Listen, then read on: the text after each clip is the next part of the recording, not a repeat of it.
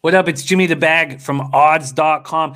This is a clip from our big Monday opening lines, early leans college football show. If you want to see the entire show, hit the link at the bottom of the screen. It is exclusively on odds.com. We break down every single midweek game and we hear best bets from John Ryan, Connor Mack, and Noli Knows. And we're coming off a big Saturday, which helped immensely. Keep rolling, get paid in full. And thank you for watching. Let's move on to the 7:30 p.m. spot. Purdue Boilermakers in Big Ten action at Minnesota Golden Gophers.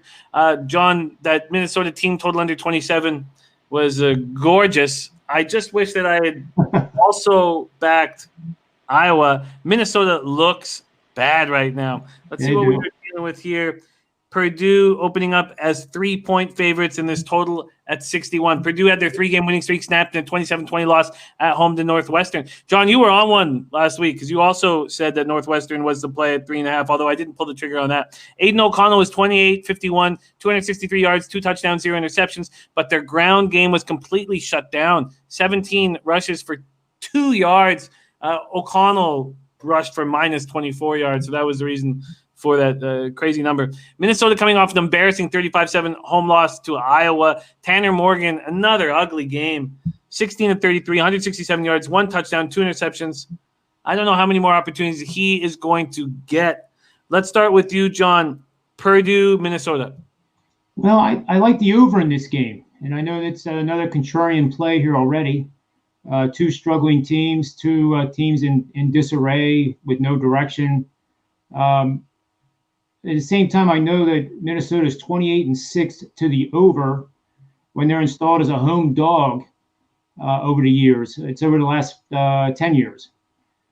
And they are also, actually, I'll rephrase that. They're 22-6 as a home underdog of 7 or fewer points since 2000. That ties in both angles there that I was talking about.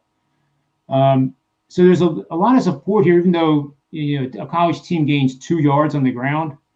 Like how in the world can you play the over? But it's a contrarian play where I think if we look at the betting numbers right now, which I haven't, I would have to think that the overwhelming number is to the under because these two teams' recent performances. To me, when the price goes down and I like the over, it's just I'm just licking my chops on this one. So I'm going to watch this line because of that trend, and we'll see when we get to the weekend, where I can get the over at.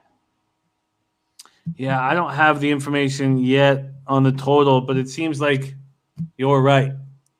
You're right. Yeah, the Cappers. For example, in the NFL, I mean, granted, NFL is not the NCAA, but it just popped in my head. Tampa Bay got their heads handed to them the week before, and then this week. You think, oh, boys, is it Tommy Brady? He's going to, is he too old? What's wrong? And look what they did. So when you have a team that has, Minnesota has talent on that offense. I can't understand why they're playing as bad as they are. It's like looking at Penn State. Minnesota actually has better talented wide receiver than Penn State. So, I think one of these games, they're just going to put it together and maybe they get mad enough to, take it out on somebody. You don't fear Tanner Morgan back there? He looks terrible. He does look terrible, but I also look at his complete resume. And it wasn't too long ago that he was, extraordinarily good. And when you have skills like that and you go through a period like this, those players are used to winning. They don't go through periods like this hardly ever in their entire lives to this point. But this is the big world now. It's Division I football. NFL's next possibly for him. And it gets tougher. But then the reason that they're at this level is because of their skill set, their work ethic. And they don't want to, look like an idiot on the field any more than we want to make bad picks. So, for that reason alone, that has nothing to do with machine learning. It's just kind of my old man experience that makes me want to take the over in this game. I like it. Let's see what Noli Knows has to say. Purdue, Minnesota, Big Ten. That's definitely a contrarian play in my opinion. With Purdue, I've been riding their unders this season, albeit more so. I took 2 out of 3 of their games.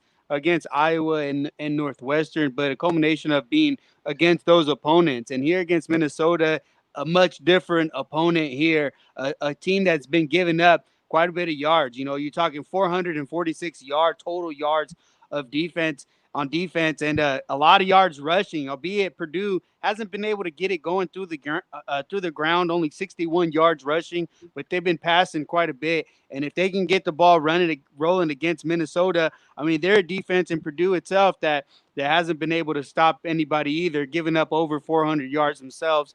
Initially, I'll tell you, I was looking at the under, but what scares me is the Minnesota defense, and I see what Michigan was able to do against them. I see what Maryland was able to do against them, and that just scares me off of this. So ultimately, I'll just be off of this game.